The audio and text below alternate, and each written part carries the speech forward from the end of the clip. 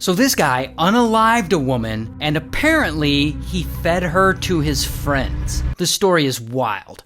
Now his name is Chicken Man, and he's a small-time Zaza dealer in New York, and he's pretty much homeless. But one day he meets this couple, Sylvia and Sean. And Sylvia and Sean agree to let Chicken Man live with them in their nearby 2-bedroom apartment, if he agrees to pay half the rent. So Chicken Man agrees, and he moves in. But here's the thing about Chicken Man. He's a weird dude. He's kind of crazy. He often rambles on about how he's going to be a cult leader or how he's going to be president one day. And he also carries this pet rooster around with him all the time on his shoulder, which is why people started calling him Chicken Man. But anyway, now that Chicken Man is in a better situation himself, a few times a week he likes to cook up about 30 to 40 pounds of soup or pancakes or whatever, and he brings it to the park to make sure all his homeless friends get a hot meal. So that's nice of him. But soon after Chicken Man moves in with Sylvia and Sean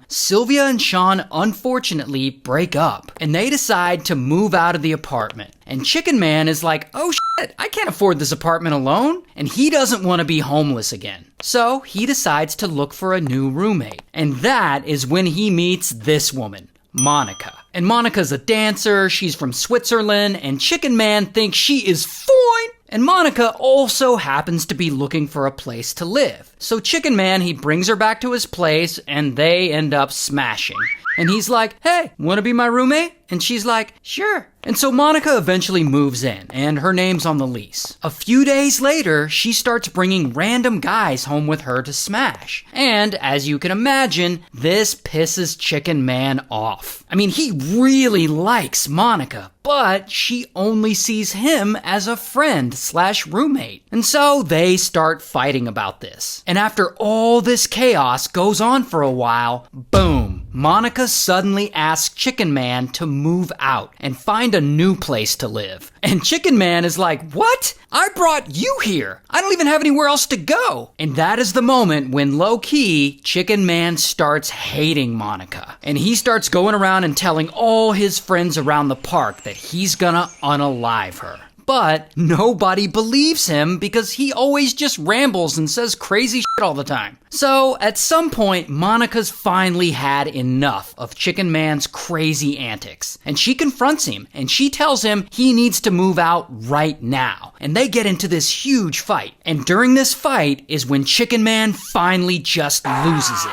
And suddenly, pow! He punches Monica in the head. And then he grabs an extension cord and he starts to strangle her with it. And then he continues to beat her up. And he grabs a knife and he stabs her over and over again, 30 times, until she's unalived. And then he puts her in a bathtub and he dismembers her. A few days later, Sylvia, she goes to the apartment and she lets herself in. And there, on the stove, she sees a big soup pot boiling. And she's like, oh, what's that? And she looks in it and she sees Monica's head.